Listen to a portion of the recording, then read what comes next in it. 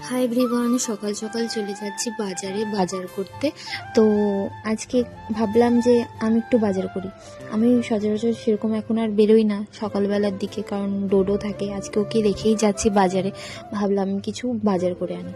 তো ফ্রেশ সবজি মাছ নিতেই চলে গেছিলাম বাজারে। আর আজকে আমি আমাদের মেইন বাজারে যাইনি, আজকে গেছিলাম স্টেশনে একটা কাজ ছিল, সেটাকে মিটিয়ে স্টেশন থেকেই ভাবছিলাম বাজার করব। তো এই যে যেরকম ভেবেছি।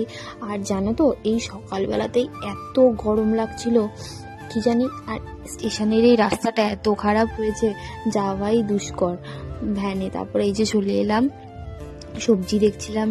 তারপরে সকাল সকাল না এরকম ফ্রেশ বাজার মাছ এগুলো দেখতে খুব ভালো লাগে। আর এই যে চলে গেলাম বাজারে, বাজার থেকে ভাবছিলাম ফ্রেশ কিছু সবজি নেব আর মাছ নেব। প্রথমে মাছের দোকানে চলে গেলাম, আমি আমার পছন্দের মাছটা নিয়ে নিয়েছি এখান থেকে। আর তোমার আজকে ইলিশ মাছও ছিল। আর তারপর আজকে না কি জানি কি প্রবলেম হয়েছে, মনে হয় কোনো পুজো টুজো আছে নাকি, মাছ সেরকম দেখছিলাম না বাজারে।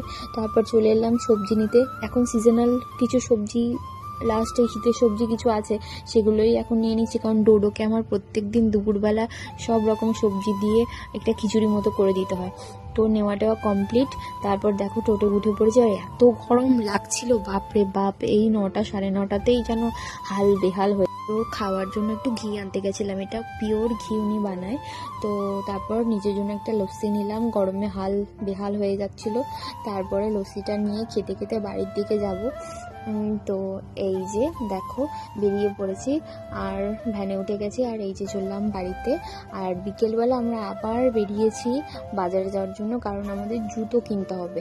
তো জুতো দোকানে চলে গেছি, বেশি ক্লিপ নিতে পারিনি, জুতো নেওয়া কমপ্লিট। এই যে বাড়ির দিকে আসছি। কেমন লাগলো